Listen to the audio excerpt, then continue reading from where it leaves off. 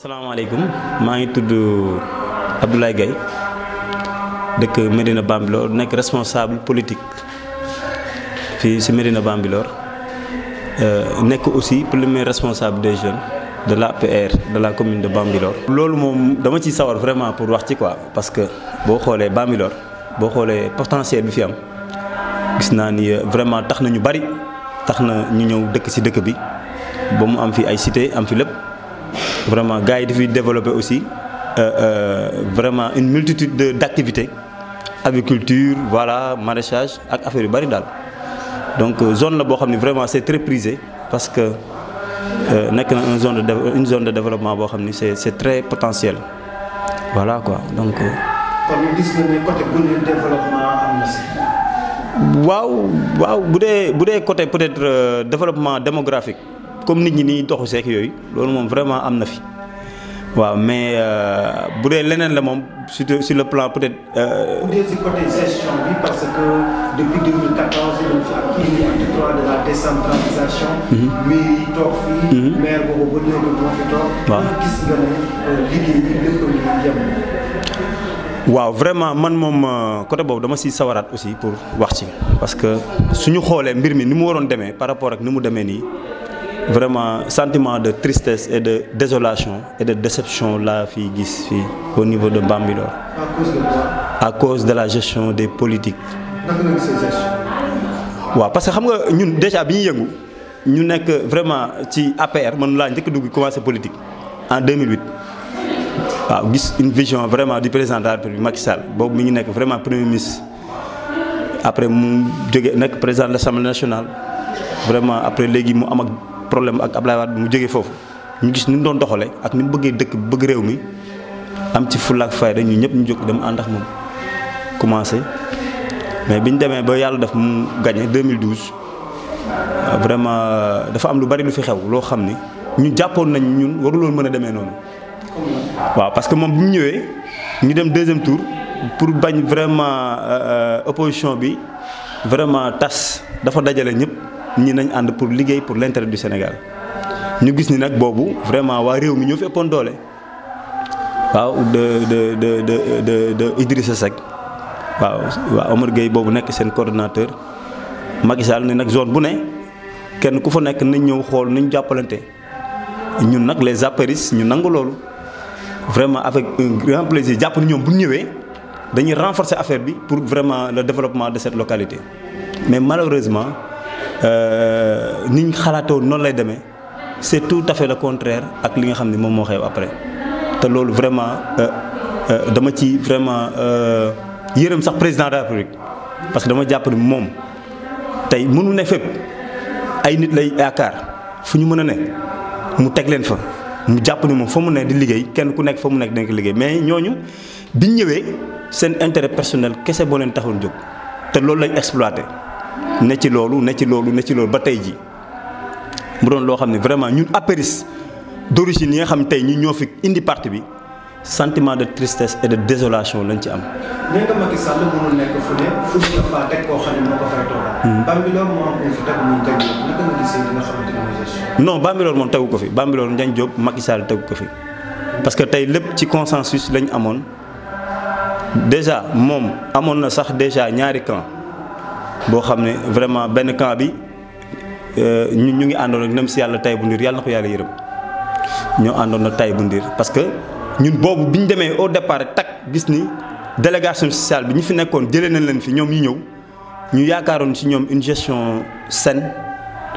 boobu la njëkk alerté gis ni affaire bi doxul ñu dem dans les plus grandes instances. ñu wax fa ba ñoom ñu vérifier gëm ni loolu ñu wax aussi ñun dëggaloon parce que ñoon aussi développement zone bi moo ñu yitteel bi loolu amee ñu changer délégation ça mais par contre ci biir am na lobbying bu ñu def ba gars yi indiwaat leen ñu toog loolu moo fi indi teg leen fi ba léegi nii mu doon loo xam ni vraiment ñun dañoo jàppoon ni ñoom bu ñu ñëwee jàppale Macky Sall pour jàppale ko ci gox bi la mu développé mais ñoom li ma gëm ba gëm mooy que ni ñoom gëmuñu Macky Sall. képp kuy ànd ak Macky Sall gëmuñu leen seen intérêt personnel kese lañ gëm.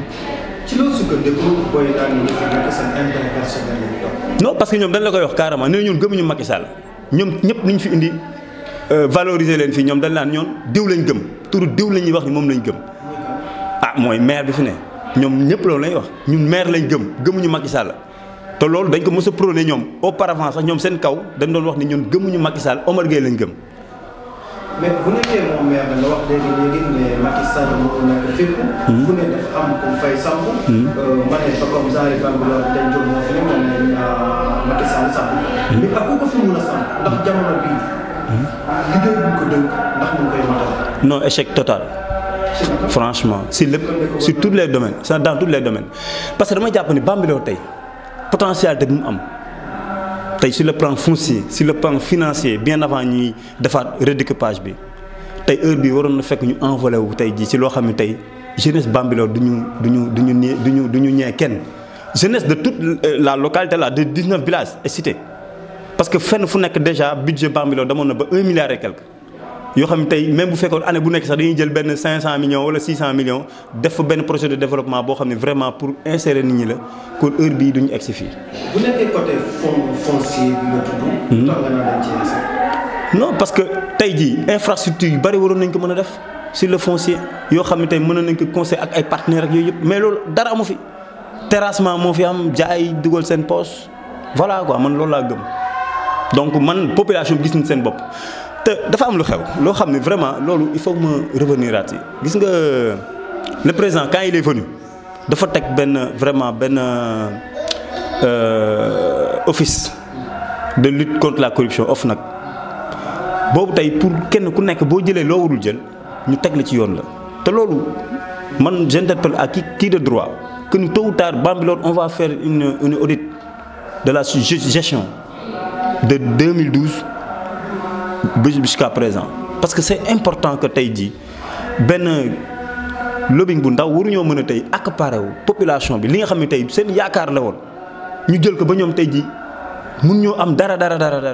ñu jël kenn ku nekk nag sa localité ba nga ne ñu ne yaa fa am doole ñu jëkkati dooleel la jox la xaalisu dëkk bi yëpp ngay téye ko di ci def loo neex comprendre nga ñu bàyyi la noonu ngay dem noonu quoi loolu warul mën a ne loolu te loo xam ñëpp ko bokk yàlla dëgg la bëgg man moom je dis la vérité haut et fort Bambilor amul une gestion saine de ses ressources foncières et de ses ressources financières donc loolu je le dis haut et fort fu ñu ma mën a yóbbu nag après voilà quoi mais man voilà je suis un acteur te man Macky Sall dama ko gëm parce que man su ñu ko jàppale tey jii tey bu ñu lay wax après si tey ah tey d'origine man tey kenn du si tudd lu mat ñeenti nit te doon ma si boole donc il faut que ça soit clair et net. maire moom laay wax di ko wax sama nit la sama xarit la. waaye nag taxul man bu ma bëggee wax dëgg moom dama koy wax ak li ma gis mais dama gis ni il a échoué franchement. Bonne relation. de fraternité bokk parti benn instant le parti nous a unis bien que amoon nañ ay divergences ak ay bis bi mais benn instant ñoom bëggoon nañ sàkkoon nañ ñun ñëpp ñu ànd. te man volonté c'est ce que j'ai fait dem naa ànd ak ñoom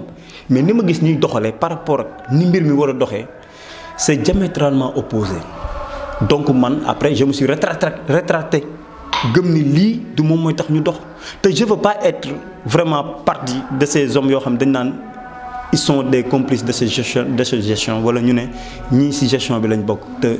mënuñ see génn donc moo tax j'ai refusé ça. waaw voilà kooku c'est un parent sax boo xam ni dama koy wax parent la mais malheureusement moom taxaw bi mu waroon taxawee bi ñu fi indi parti bi. taxawoo ko franchement parce que bi ñu fi indee parti bi bi ñu demee deuxième tour ba gagné moom dafa waroon am colère si ñi mu àndaloon démb protéger leen jàppale leen mais malheureusement il ne l'a pas fait dafa ñëw jël benn bari yoonam ànd ak gars yi te finalement gis nga yàlla lu muy def dem na tey ba ñoom kenn ku si nekk ñoo ngi tamante dem seen biir te yàlla mooy àtte donc tey ni mu waroon taxawee parti bi taxawu ko donc il a lamentablement échoué franchement je le dis. te il est temps qu'il se ressaisit aussi parce que tamit gis nga àddina yëpp ay jeex lépp lu nit di def rek war na koy xool diggante ma borom bañ ci topp alalu àddina xam ni lu mu bari fii lañ koy fekk dignité ak ngor ak honneur mooy nit mais malheureusement moom ni mu waree taxawee ñi nga xam tey jii ñoo ko jàppale dëgg ba mu accéléré parce que sans moom kese rew li mu am moom du ko am. parce que bu doon mag moo fi prôné APR kese amul kenn ku ko jàppale kon tey day sol ay dàllam dem fa mu jóge mu ñibbi foofu. non Wally c'est un frère ñoom ñëpp ils m'ont trouvé sur le parti même Ndiagne il m'a trouvé dans le parti ñi fi prôné ñëpp tey jii ñu ne ñoom ils sont les apéristes tey kenn mënu la ci génneel. non du nangu sama loxo parce que tey parti bi am na ay statut yu mu indi yu leer yoo xam da ko wax dañ ne kii prétend être un responsable il faut au moins nga détenir une carte de membre à partir des cartes de membre ngay dem ci cellules yi ñu fal la ba nga egg fa nga war a egg donc simulation d'organisation moo fi am mais bu ñu organisé woon rek tey rek ñoom je dis que ni duñu sax ay membres APR franchement parce que amuñu non c'est pas organisé man tey mën naa la génne sama carte boo xam day leen lii day prouver que je suis un membre authentique de l'APR te loolu mooy dëgg ñu nangu ko ak ñàkk ko nangu moo ci ne mais Wally c'est mon jeune frère boo xam ne vraiment j'ai beaucoup de respect pour lui te socialement aussi gis naa ko mi ngi yëngu ci lu bari loo xam ne vraiment gis naa ko bu feeñ ak bu nëbbu mu yëngu ci yu bari donc man côté boobu laa ci wax te vraiment estimé naa ko parce que nit la koo xam ni voilà quoi il est ouvert à tout le monde mais mbir mi daal warul demee nii mu demee nii. non ça veut dire que ni population bi sentiruñ seen bopp ci gestion bi dëkk bi ak na mu doxee ay boo xoolee une groupuscule de personnes rek ñoo accaparé aussi li dëkk bi moom yëpp def ko seen moomeelu bopp te du yoon. da nga jàpp ne benn lobby moo fi nekk daal. groupuscule laa la wax waxuma lobby de groupuscule mais groupe bu ndaw ñoo xam ne tey village boo demee bu nekk dañ fay simpi benn nit ni yow la. ñoom ñoo nekk di baax. par tous les moyens ñu jox la ay moyens ni la yow la nga foog ni nag yaa moom nit ñi fekk na li nga moom nit ñee ko moom. te wul demee noonu. bu nekkee da nga jugé ne loolu jaar yoon yan anam nga fas yéene xeexee pour que loolu dégg. xeex bi daal mooy man population bi laay wax que ni kenn ku nekk xam nga fi mu toll nii li xew fii avant 2012 kenn ku nekk xamoon na kan ak kan mooy kan ak kan ak kan ak lu ñu amoon mais pose-toi la question que ne am na yoo xam ni li ñu fi am ils l'ont eu illicitement parce que liggéey mënu la may yenn ascension yoo xam ni vraiment c'est fulgurante. ascension sociale yoo xam da ngay tëb rek yor yenn fonds yi yow tey bu ñu la audité woon tey jii si yooyu yëpp tey jii am na fu ñu lay jàpp te loolu mën nañ bañ a egg foofu. Macky Sall li gëm bu nekkee dafa investir pour mu doon candidat nag fas yéene nga topp. non dañuy sanctionner liste boobu. da ngay voté ko. non damay sanctionner liste boobu te képp ku ma àndal aussi ak képp koo xam jàpp naa ne ñoo bokk conviction bi ñu gëm on ne va pas voter cette liste. parce que ñun on def la décision. non déggoo li ma la wax. ñun déjà dafa am sax leneen loo xam ni il faut que ñu leeral ko le président de la République ci boppam tey gox bii ñu nekk nii man je sais personnellement que ni bu xamul lu fi xew dëgg moom dina ni les apéristes dem leen ngeen xool ku leen neex ngeen samp ko mais du moom mooy ñëw imposer wala keneen beneen nit jóge fee imposer ni moom la moo fi war a toog te population bi ànd nañu. pour yow APR comme yàgg nga ci APR. peut-être yenn ñeent nga ko wax. kan nga gis ne. tey war nañ koo mën a samp mu jiite liste APR ci commune bu Bambilor. liste APR actuellement nii franchement gisuma kenn. gisoo kenn ko. déedéet.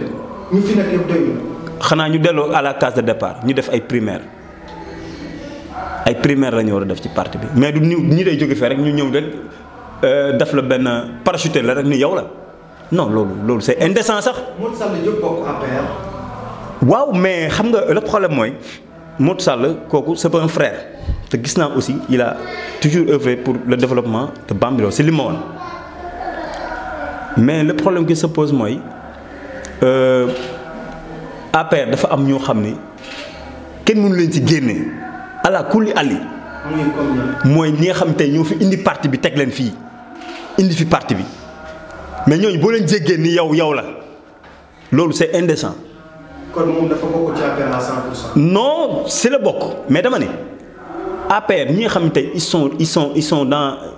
des authentiques kenn mënu leen ci génne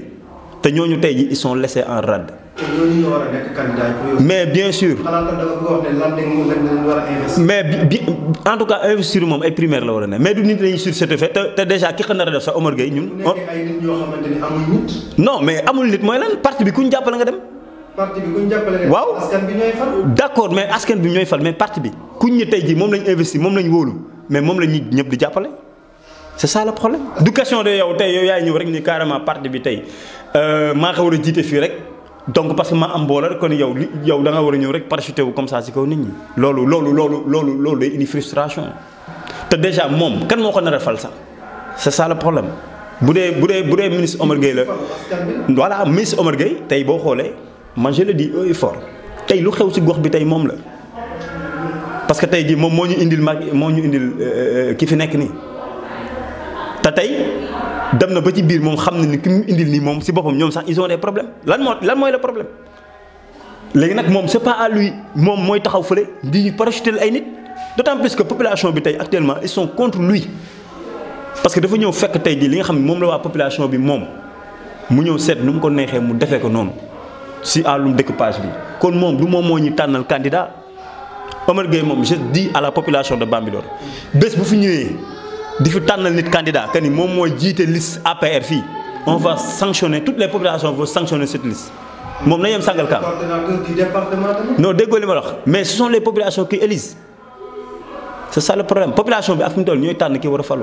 mais est-ce que foofu noonu nekkul Macky Sall moo fa juum moom wax ne moom mooy tànn. non Macky Sall deful dara yaakaar lay am rek te yaakaar boobu nu mu métti responsable bu nekk bu ne yow yaa war a tànn. yow yaa war a xool ñi nga xam ne ils sont potentiels pour gestion